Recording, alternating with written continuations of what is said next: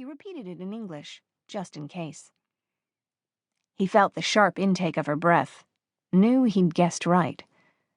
He also spoke German, French, and Polish, but English had seemed the most expedient choice, since nearly everyone spoke it as a second language. "I won't hurt you," he said. "But if you scream, I will let him have you. Understand?" She gave a quick nod as he turned her in his arms again. Her smoky eyes shimmered in the reflected light of the store. Her jacket hood had fallen back, revealing dark hair caught in a thick ponytail. Her features were fine, delicate, though the elbow she'd aimed at his head had been anything but weak. She was strong, this woman. Strong and delicate at once. Alexei pulled his hand away from her mouth. Her expression was wary, but she didn't scream. "Please help me," she blurted, wrapping her arms around herself to ward off the late April chill. "Don't let them take me." American.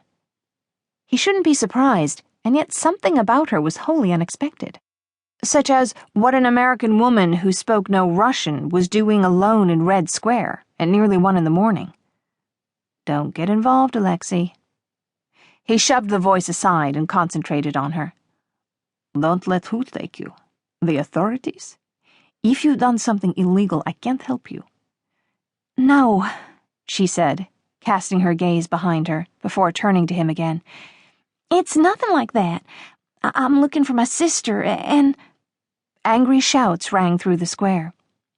She didn't wait for his answer. She simply bolted into the night, as if shot from a cannon. Alexei caught her in 3 strides, clamping a hand over her arm and spinning her around. "This way," he said, hauling her toward the department store. "It's too bright. They'll see us." "Precisely."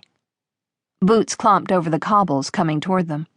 They had only seconds before the men made it down the hill. The slick snow was hindering them, but not much. Alexei shoved the girl back against one of the huge plate windows. She made a sound of protest. "Put your legs around me." Her eyebrows shot toward her hairline. "Let me go! You aren't trying to help at all." "Your choice, moya krasavitsa," he said, stepping away. "Good luck." "No, wait," she cried out as he started down the sidewalk. When he stopped, she let out a harsh breath. "Okay, I'll do it your way." Alexei gave her a smile he knew was anything but friendly.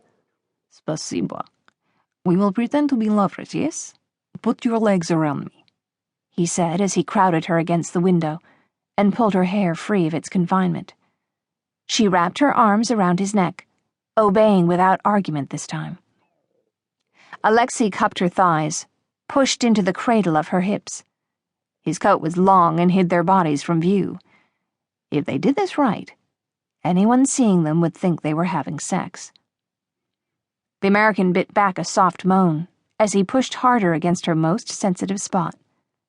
The sound crashed through his veins like a shot of vodka.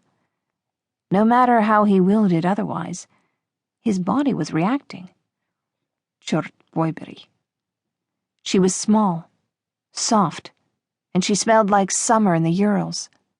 A hint of flowers, sunshine, and cool water. Anger flashed through him. Her scent made him remember, made him feel. He didn't like feeling. He had no room for feeling. Feeling made you weak, had the power to break you. "Kiss me," he growled as the footsteps pounded closer, "and make it believable." Paige blinked up at the dark stranger holding her so intimately. My God, how had she found herself in this mess? She should have gone straight to Chad the instant Emma came up missing. But she thought her sister had simply forgotten the time. And Paige wasn't about to disrupt her boss's evening when he'd been kind enough to allow her to bring Emma along on this trip in the first place. Chad Russell was one of Dallas's most eligible bachelors. He was cool, handsome, and wealthy. And she was his secretary. Or at least she was for this trip, since his executive secretary wasn't allowed to fly longer than 3 hours at a time, per her doctor's